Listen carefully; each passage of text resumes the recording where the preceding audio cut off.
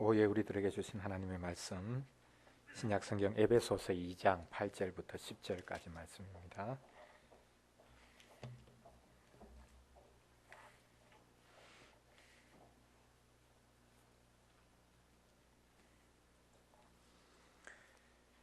신약성경 에베소서 2장 8절부터 10절까지 말씀입니다. 우리 같이 한 목소리로 읽겠습니다. 너희는 그 은혜에 의하여 믿음으로 말미암아 구원을 받았으니 이것은 너희에게서 난 것이 아니요 하나님의 선물이라. 행위에서 난 것이 아니니 이는 누구든지 자랑하지 못하게 함이라. 우리는 그가 만드신 바라 그리스도 예수 안에서 선한 일을 위하여 지으심을 받은 자니 이 일은 하나님이 전에 예비하사 우리로 하여금 그 가운데서 행하게 하려 하심이니라. 아멘. 우리가 구원을 받은 것이 하나님의 은혜에 의하여 믿음으로 말미암아 구원을 받았다라고 오늘 본문이 말씀하고 있습니다. 이것이 우리에게서 난 것이 아니라 하나님의 선물이라고 말씀합니다. 믿음조차도 하나님이 베풀어 주시는 선물이었다라는 것입니다. 그러므로 우리의 믿음을 가지고 하나님 앞에 나아가서 이 믿음 때문에 하나님이 저를 구원해 주십시오. 이 믿음 때문에 저에게 상급을 주십시오 라고 요구하는 것이 얼마나 어리석은가라는 것을 알 수 있습니다. 9절에서 이것을 뒤집어서 이야기하기를 하나님이 주신 선물이기 때문에 결코 이것은 우리에게서 나온 것이 아니다. 우리의 행위에서 나온 것이 아니다 라는 사실을 다시 한 번 더 못 박아 설명하고 있습니다. 그러므로 누구든지 자랑할 수 없다라고 말씀하고 있습니다. 10절에서는 하나님께서 친히 우리를 만드셨다. 하나님이 세상을 만드시고 인생을 지으셨죠. 그리고 새로운 사람으로, 새 사람으로, 구원받은 사람으로, 성령을 받은 사람으로 만드시는 것이 하나님께서 하시는 일이다. 하나님께서 우리를 만드신다. 우리가 무언가를 만들어 가지고 하나님께 올려드려서 그것으로 말미암아 구원을 받고 하나님의 상급을 받는 것이 아니라 하나님이 우리를 만들어 가신다 라고 말씀하고 있습니다. 그러므로 선한 일을 위해서 우리가 지음을 받아서 하나님께서 만들어 가시기 때문에 하나님께서 믿음을 주셔서 우리가 구원을 받아 누리게 하시고 그래서 우리의 삶 속에서는 자연스럽게 선한 일이 하나님께서 하신 그 일, 그것이 우리 가운데 아름다운 성품으로 나타나서 열매로 나타나는 것을 오늘 본문이 말씀하고 있습니다.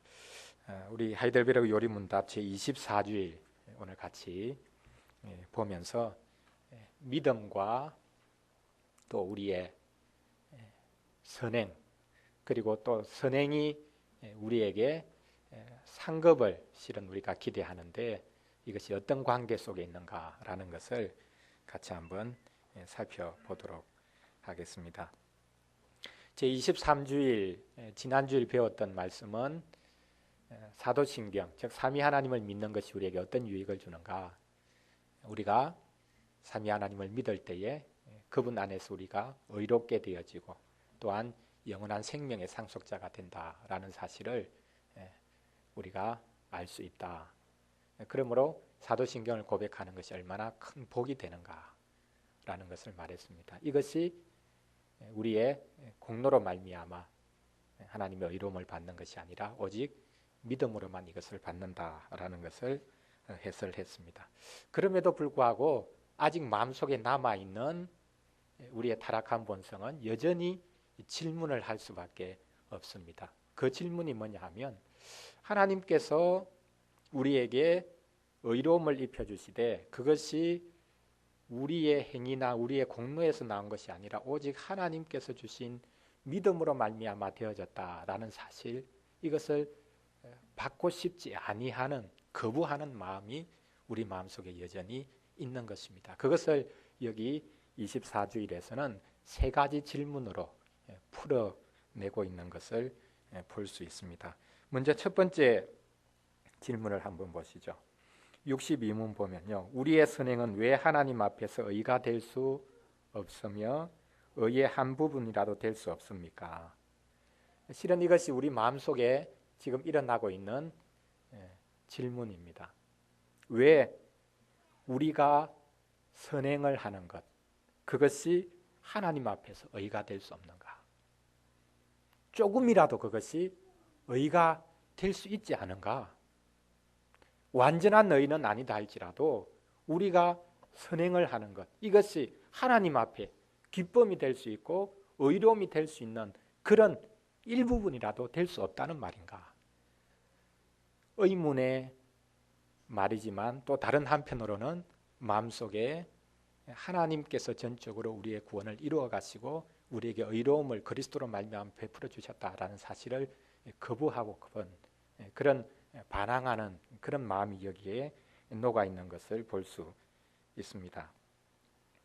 자, 세상에 공짜가 없다, 그런 말들을 우리가 종종 하죠. 그러나 다른 한편으로 우리는 공짜를 좋아합니다. 공짜 좋아하는 것에 관한 속담들이 있죠. 어떤 속담이 있습니까? 공짜는 양잿물도 마신다. 또 공짜 좋아하면 대머리가 된다.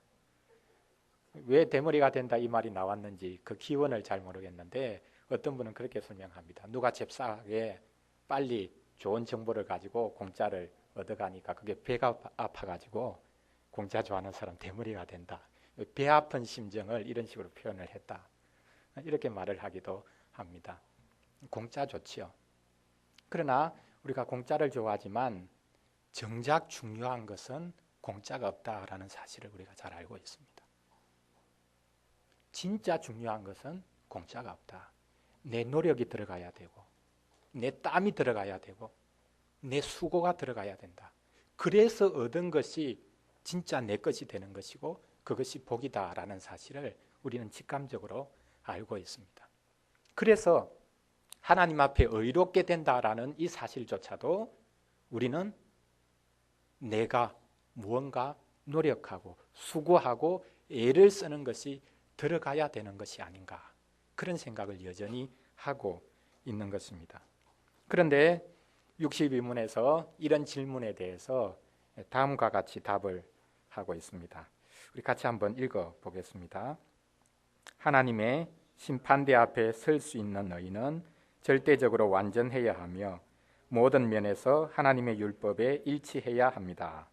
그러나 우리가 이 세상에서 행한 최고의 행위라도 모두 불완전하며 죄로 오염되어 있습니다. 하나님 앞에 설 수 있는 의인은 완전해야 한다. 그러나 우리는 모든 면에서 하나님의 이 완전을 이룰 수가 없습니다. 모든 면에서 하나님의 의에 이르러야 되고 하나님의 율법에 일치해야 하는데 우리는 아무리 수고하고 애를 써도 이 완전에 또한 이 율법에 온전히 일치할 수가 없습니다. 갈라디아서 3장 10절 말씀에 보면요, 율법 행위에 속한 자들은 저주 아래에 있다라는 표현을 쓰고 있습니다. 자, 율법을 지켜서 구원을 얻으려고 하는 사람은 그 율법으로 말미암아 하나님의 구원을 얻기 위해서 애를 쓰지만 실은 엄밀하게 따져보면 그 사람은 자기 자신을 스스로 저주 아래로 몰아가는 것이다. 그렇게 말하고 있습니다. 자기 자신에게는 율법을 지킬 수 있는 의로움이 있고 열심이 있고 그렇게 해서 다른 사람보다 앞서갈 수 있고 다른 사람 누구보다 뛰어나게 하나님의 기쁨이 될 수 있다고 생각하지만 실은 그것이야말로 착각이다. 자기 자신이 하나님의 복을 얻으려고 애를 쓰면서 동시에 이 사람은 자신을 저주 아래로 몰아가는 사람이다 라고 말씀하고 있는 것을 볼 수 있습니다. 신약성경 갈라디아서에 보면 사도 바울이 이것을 지속적으로 경고하고 있습니다. 갈라디아 교인들이 예수 그리스도를 믿어서 그분으로 말미암아 의로운 자리에 선다라는 이 복음을 받았는데 그 다음에 유대주의자들이 들어가 가지고 그들에게 지금 엉뚱한 것을 전하기 시작합니다. 그것을 사도 바울은 한마디로 표현해서 다른 복음이라는 말로 사용하고 있습니다. 다른 복음. 복음은 복음인데 다른 복음이라는 것이 있는가?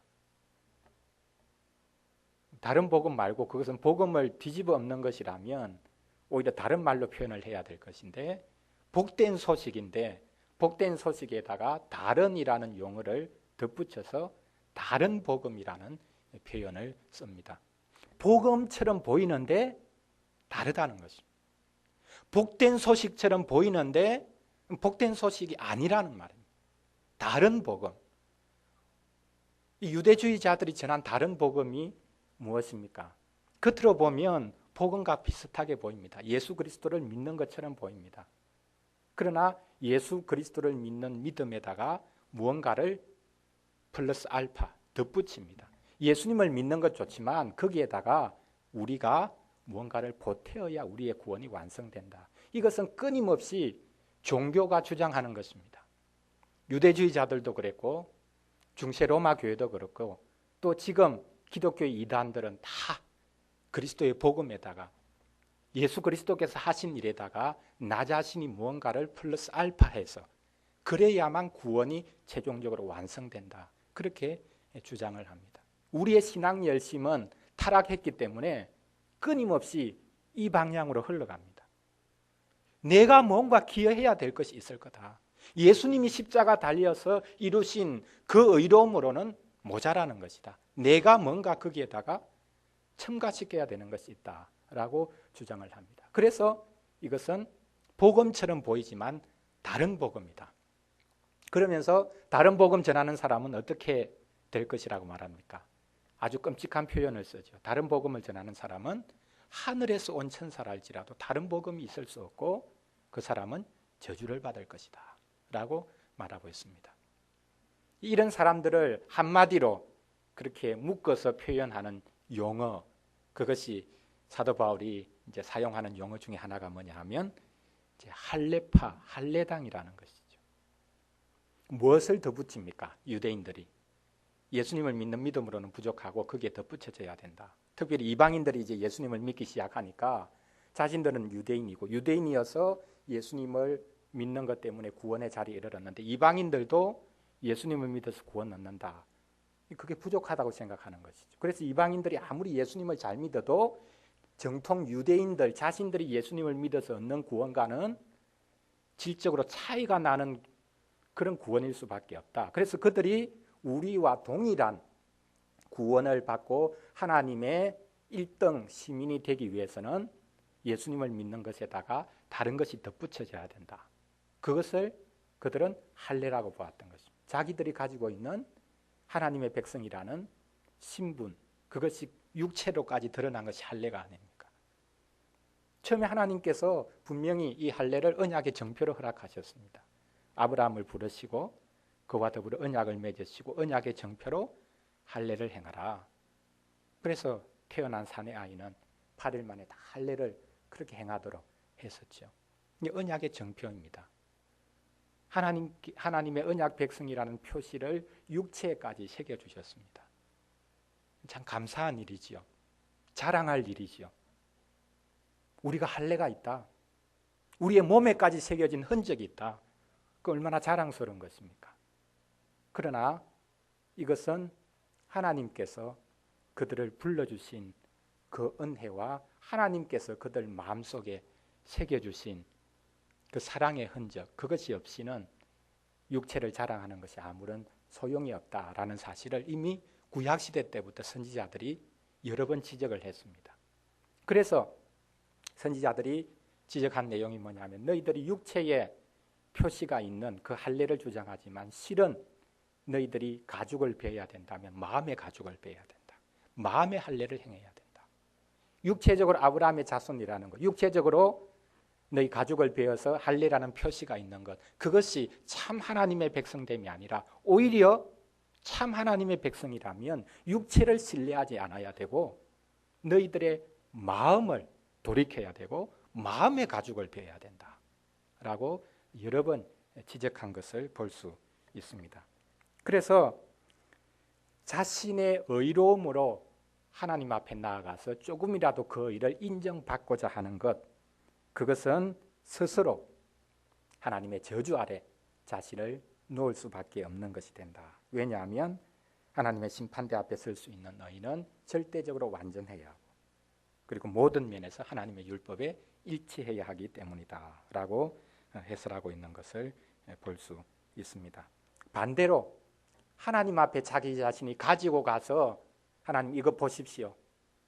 얼마나 훌륭한 것입니까? 아름다운 것입니까? 하나님 이거 받으시고 저에게 구원을 베풀어 주시고 또 저에게 상도 내려주십시오. 그렇게 하나님 앞에 들이미는 그 의라는 것, 그것이 불완전할 뿐만 아니라 정반대로는 불완전하다는 차원을 넘어서서 여기 해설하고 있는 것이 우리의 행위, 우리가 이 세상에서 행한 최고의 행위라 할지라도 불완전하고 죄로 오염되어 있다 라고 말하고 있습니다.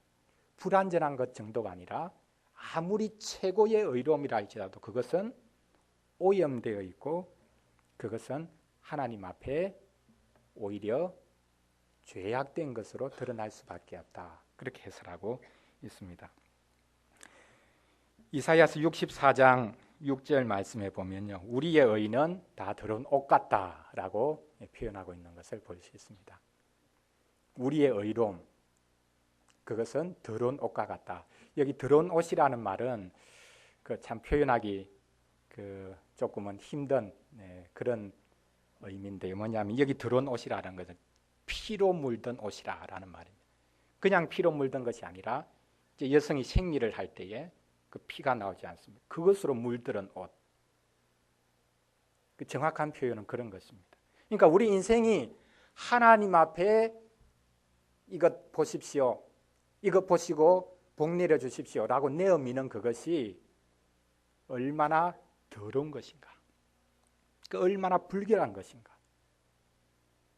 의라는 것 자체도 우리는 하나님 앞에 참 좋은 것이라고 생각하면서 들이미는데 그것조차도 하나님 보실 때는 더러운 옷과 같다라고 표현하고 있는 것을 볼 수 있습니다. 그래서 하나님께서 하신 일이 무엇입니까? 예수님을 보내주신 것이죠. 완전히 의로우신 분, 그분을 우리 가운데 보내주셔서 그분이 우리의 모든 죄, 심지어 우리가 하나님 앞에 내어미는 의, 더러운 옷과 같은 그런 의조차도 하나님 앞에 아무런 소용이 없음을 드러내시기 위해서 하나님께서 예수 그리스도를 보내주셨습니다. 그러므로 우리가 그리스도를 믿는 믿음에다가 그리스도께서 행하신 그 일에다가 무언가를 내가 보태어서 아무리 미안한 마음이 있다 할지라도 그것을 보태어서 하나님 앞에 드리려고 하는 것은 실은 예수 그리스도를 부인하는 것입니다.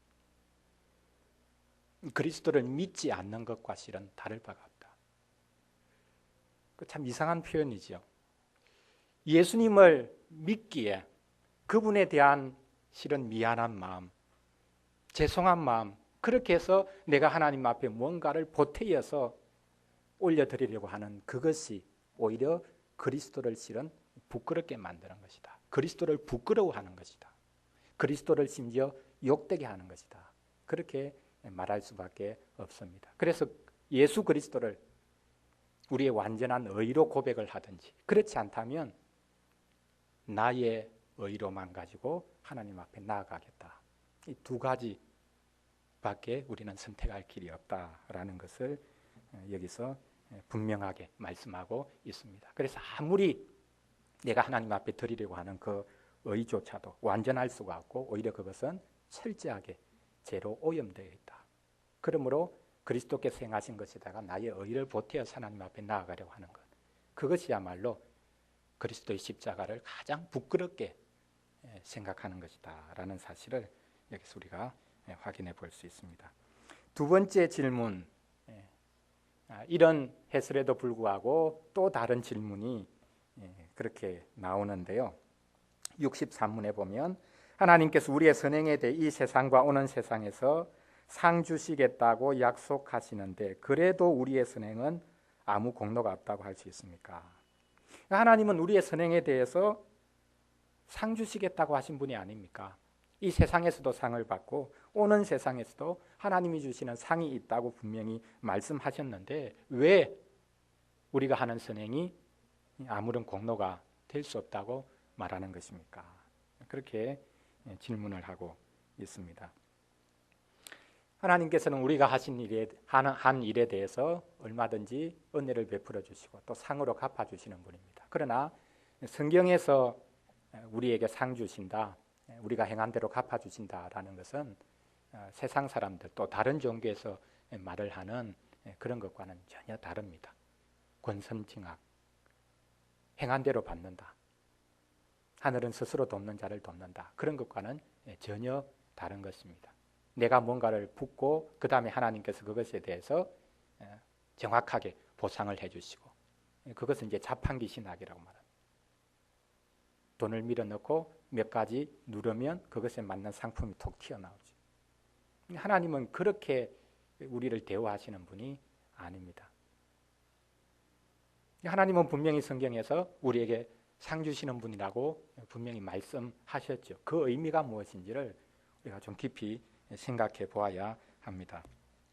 구약 성경에 보면요, 사무엘라 22장 21절에 다윗의 기도가 나오고 있는데요, 거기 보면 다윗이 자신의 삶을 돌아보면서 하나님께서 베푸시는 은혜를 이런 방식으로 표현합니다. 여호와께서 나의 공의를 따라 상 주시며 나의 손의 깨끗함을 따라 갚으셨습니다. 분명히 다윗은 하나님의 은혜를 고백하면서도 동시에 하나님께서는 제가 행한 공의대로 상을 내려주셨습니다. 그렇게 고백을 하고 있습니다.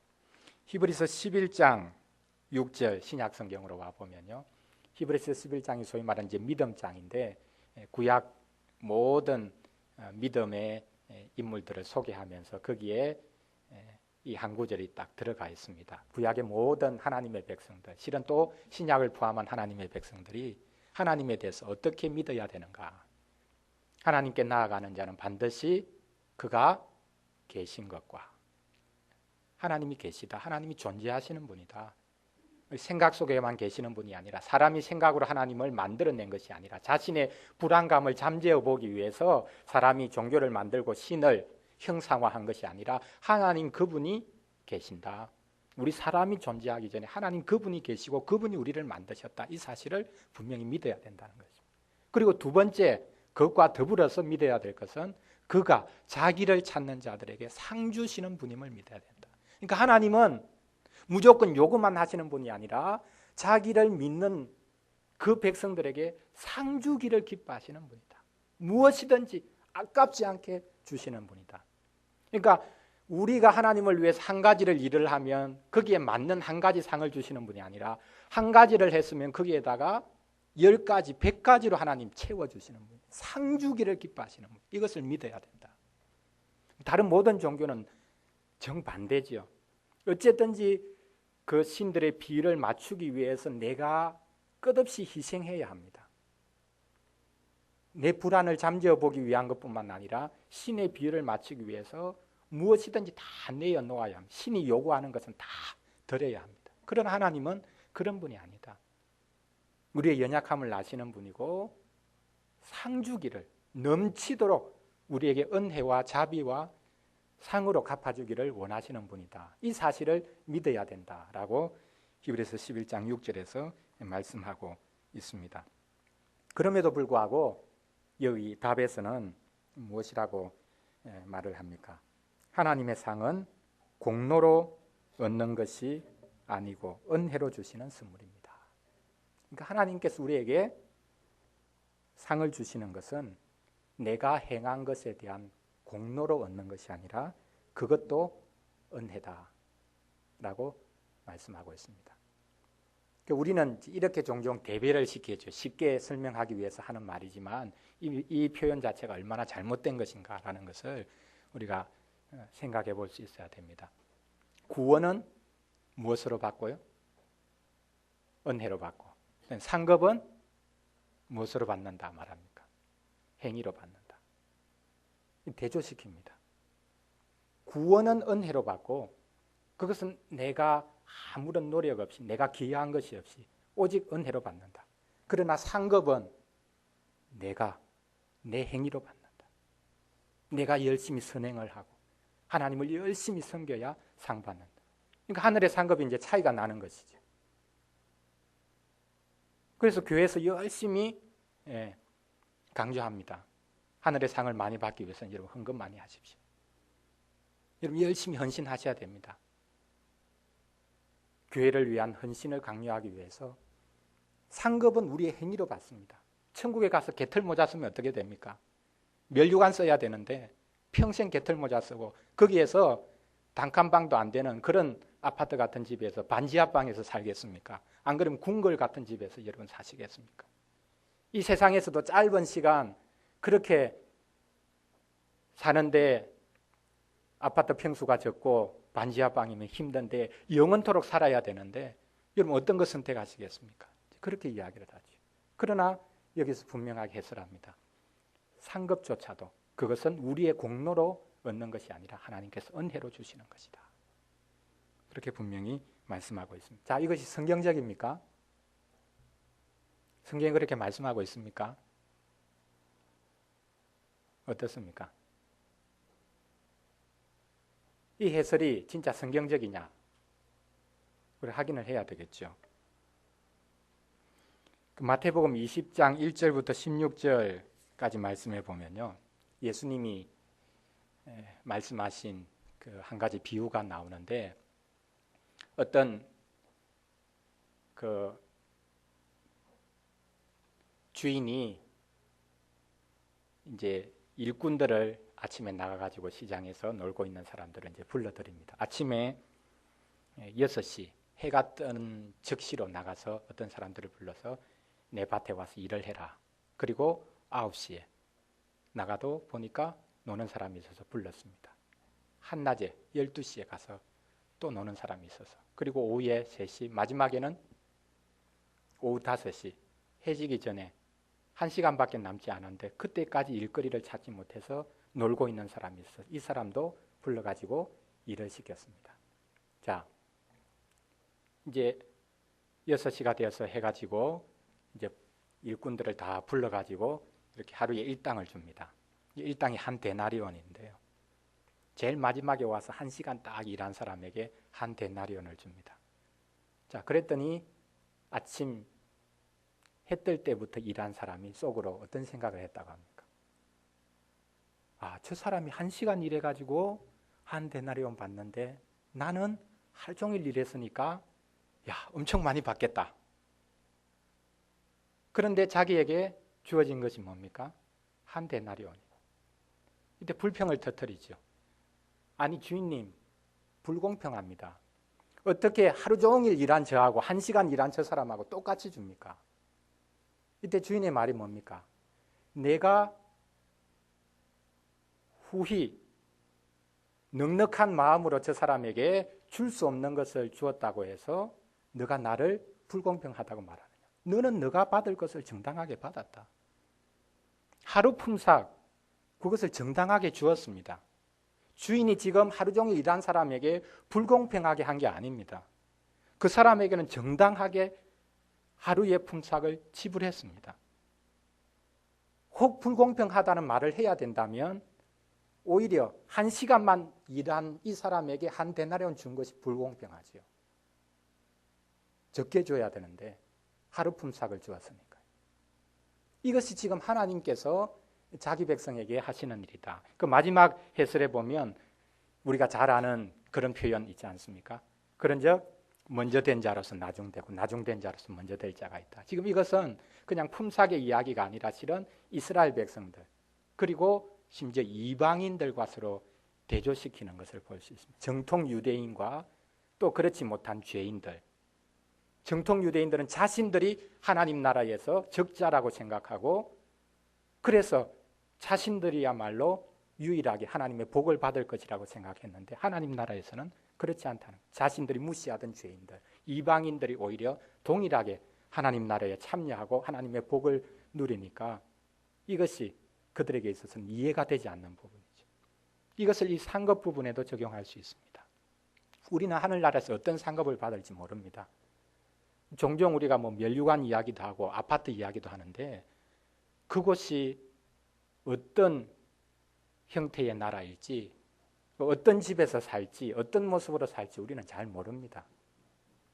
요한계시록에 기록되어 있고 중간중간 하늘나라에 대해서 묘사하고 있는 것은 지극히 일부분에 불과하고 당시의 사람들이 그냥 한번 그려볼 수 있는 그런 수준으로만 이야기한 것이기 때문에 우리는 하늘나라의 상급, 하늘나라의 삶이 어떨지 알 수 없습니다. 그러나 예수님이 이 비유를 통해서 우리에게 말씀하신 것은 상급조차도 그것은 공로로 주어지는 것이 아니라 하나님 그분의 은혜로, 그분의 자비하심으로 주어지는 것이다.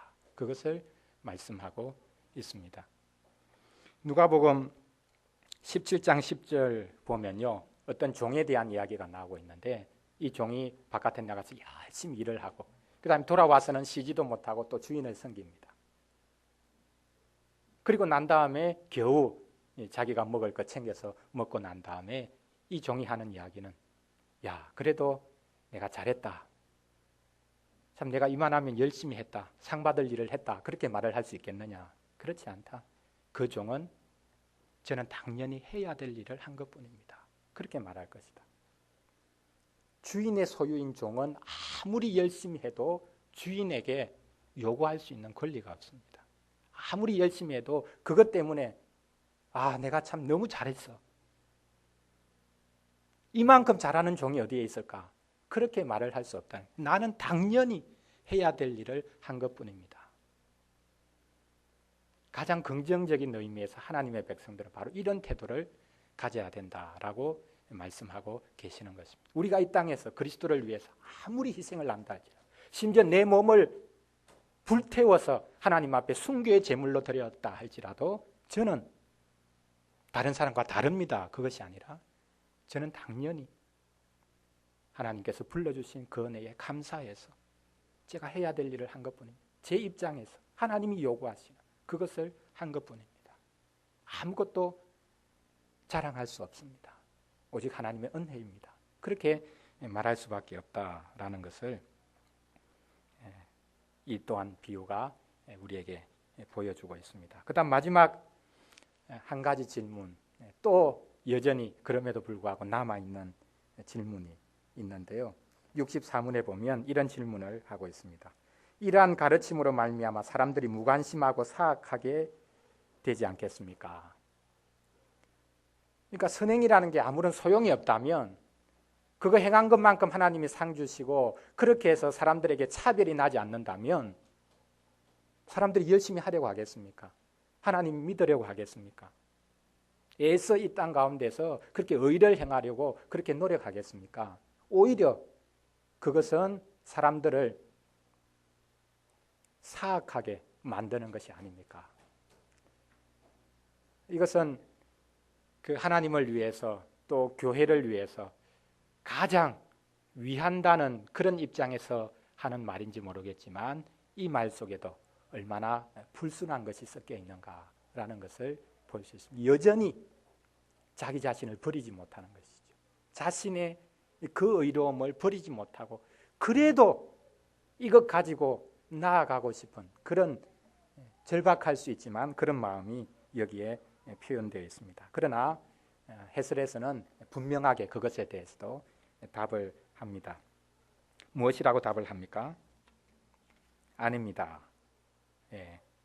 아니다라고 분명하게 선을 긋고 있습니다. 참된 믿음으로 그리스도에게 접붙여진 사람들이 감사의 열매를 맺지 않는 것은 불가능합니다. 사람의 선행, 그것이 하나님 앞에 아무런 의의가 될 수 없다면 우리는 아무렇게나 살아도 되지 않겠는가? 오히려 그런 것을 조장하는 것이 아닌가? 그렇게 말을 하는 이들에게 아니다. 참된 믿음으로 그리스도께 접붙임 된 사람들은 감사의 열매를 맺지 않을 수가 없다 라는 사실을 말하고 있습니다. 이런 질문은 실은 이제 사도 바울 시대에도 이미 당시에 특별히 유대인들, 아까 말을 했던 다른 복음을 전하는 유대주의자들, 할례파들이 바울을 향해서 공격하면서 했던 말입니다. 로마서 6장 1절 말씀해 보면요, 그들의 말을 지금 사도 바울이 받아서 이렇게 이제 표현을 합니다. 은혜를 더하게 하려고 죄에 거하겠느냐? 그러니까 죄가 많을수록 하나님께서 크신 은혜를 베풀어 주신다. 그렇게 말을 한다면 잘됐다. 계속해서 죄를 짓자. 그럴수록 하나님의 은혜는 더 커지는 것 아니냐. 하나님의 구원은 더 감격적인 것 아니겠느냐. 그렇게 주장을 하는 이들, 그들을 향해서 이런 질문을 그렇게 다시 던지고 있는 것입니다. 또한 로마서 6장 15절 말씀에 보면요, 법 아래 있지 아니하고 은혜 아래 있으니 죄를 지으리요. 우리는 법 아래 있지 않고 율법 아래 있지 않고 오직 은혜 아래 있다. 율법이 우리를 구원하는 것이 아니라 오직 하나님의 은혜로 그분을 믿는 믿음으로 말미암아 구원을 받는다. 그렇게 한다면 죄를 계속 짓자. 그래도 상관없는 것 아니냐. 그런 질문들을 여기서 사도 바울이 던지고 있는 것을 볼 수 있습니다. 그러나 사도 바울의 답도 바로 오늘 여기 64문의 해설과 꼭 마찬가지였습니다. 결코 그럴 수 없다라는 것입니다. 은혜로 구원받은 사람이 하나님께 감사를 올려드리지 않을 수가 없고 감사의 열매를 맺지 않을 수가 없다. 그러므로 우리가 하나님 앞에 어떤 모습으로 지금 서고 있느냐라는 것이 실은 우리가 예수 그리스도를 어떻게 영접했느냐라는 것과 분리되어 있는 것이 아니다라는 것을 말씀하고 있습니다. 여기서 접붙여졌다라는 표현을 쓰고 있습니다. 누가복음 6장 43절부터 45절까지 말씀해 보면요, 나무는 열매로 안다라는 표현이 나오고 있습니다. 이것을 사람에게 비유해서 선한 사람은 마음에 쌓은 선에서 선을 내고 악한 사람은 마음에 쌓은 악에서 악을 낸다. 그러니까 열매라는 것은 결국 그 나무가 어떤 나무인가라는 것을 보여주는 것이죠. 우리가 아무리 애를 쓰면서 선행을 하려고 해도 하나님께서 우리를 새롭게 해주시는 은혜가 아니고서는 우리가 선한 열매를 맺을 수가 없습니다. 그래서 접붙여지는 비유를 하고 있죠. 예수님께서는 또한 포도나무 비유도 하셨습니다. 포도나무 가지가 열매를 맺을 수 있는 비결은 어디에 있습니까? 포도나무의 줄기에, 원가지에, 원줄기에 붙어 있는 것. 그래서 너희가 나를 떠나서는 아무것도 할 수 없다. 예수님께서 말씀하셨습니다. 우리가 열매를 맺을 수 있는 비결은 오직 그리스도께 붙어 있는 것입니다. 다른 어떤 것으로는 선한 열매를 맺을 수 없습니다. 그렇지 않고 맺은 열매, 그것은 그리스도로 말미암아 맺어진 열매가 아니지요. 그것은 아무리 좋은 열매고 좋은 선행이라 할지라도 하나님 앞에 무엇이라고 했습니까? 더러운 옷과 같다라고 말씀하고 있는 것을 볼 수 있습니다. 감사의 열매를 우리는 맺을 수밖에 없다. 그것이 하나님의 백성으로 부름받은 우리의 정체일 것입니다. 그러므로 선행은 하나님 앞에 공로로서 내염일 것이 아니라 하나님께서 우리에게 믿음을 주신 그 결과 하나님 앞에 맺혀드리는 열매인 것을 생각하고, 이것이 우리에게 있는 것, 이것은 자랑이 아니라 오직 하나님께서 행하신 역사임을 우리는 크게 기뻐하고 또한 감사할 수 있어야 되겠습니다. 모든 종교는 다 행위 종교입니다. 무언가 자신의 행위를 가지고 신의 비를 맞추려고 하고 신이 베푸는 구원을 얻으려고 합니다. 그러나 정통 기독교, 참된 종교는 오직 은혜의 종교입니다. 예수 그리스도 그분을 보내주신 하나님을 믿고 또한 예수 그리스도 그분만이 우리의 유일한 의가 되신다. 그분께서 행하신 그것만이 우리가 하나님 앞에 받아들여질 수 있는 의다라는 것을 믿는 것, 이것이 은혜 종교고 또한 우리가 믿고 있는 바입니다. 이것을 우리가 끝까지 잘 견지할 수 있기를 간절히 바랍니다. 시간이 가면 갈수록 자신을 의지하기 쉽습니다. 이제는 얼마든지 내 힘으로 무언가 할 수 있다고 생각합니다. 지금 그것이 우리 한국 기독교가 되어가고 있습니다. 얼마든지 우리의 힘으로, 우리의 세력으로, 우리의 물질로 무엇이든지 할 수 있다라는 자신감에 가득 차 있습니다. 그러나 그것은 하나님 앞에 아무런 의로움이 될 수 없을 뿐만 아니라 오히려 하나님을 가장 부끄럽게 만드는 것이 될 수 있습니다. 오늘 이 말씀을 통해서 끝없이 우리는 우리의 의로움, 우리의 선행을 주장하려고 하는 이것이 꺾여지기 전에는 우리가 참으로 예수 그리스도를 믿는 것이 아니다. 오히려 그리스도를 부인하는 것이다. 라는 이 사실 앞에 우리 자신을 세워보아야 하겠습니다. 기도하겠습니다. 하나님 감사를 드립니다. 오늘 말씀을 통하여서 끝없이 우리의 선행을 고집하고 그것을 가지고 하나님 앞에 나아가서 주장해 보려고 하는 이것이 얼마나 어리석은 것이며 어리석을 뿐만 아니라 그리스도를 부인하는 것이 되어진다는 사실 저희들에게 가르쳐 주시니 감사드립니다. 저희들은 오직 하나님 앞에서 우리 주 예수 그리스도의 의만을 붙들고 그것을 하나님 앞에 내어밀 수 있는 자들이오니 이것을 우리가 바르게 깨달을 수 있도록 도와주시옵소서. 하나님을 믿어가면서 어느 순간에 저희들 마음속에 자신감이 생기고 이제 내 힘으로, 내 능력으로, 내 지혜로, 내 수완으로 무엇이든지 할 수 있겠다고 생각하는 어리석은 자리에 서기 싶사오니 저희들을 쳐서 말씀 앞에 복종시킴으로 오직 그리스도만이, 그리스도께서 하신 그 일만이 우리의 구원이요 우리의 의임을 크게 높이며 자랑할 수 있도록 도와주시옵소서. 그리하여 그 믿음 가운데 맺어지는 아름다운 열매들이, 선한 열매들이 저희들 자신에게 복이 되고 또한 저희들 이웃과 이 땅에 참된 복이 되도록 도와주시옵소서. 예수님 이름으로 기도합니다. 아멘.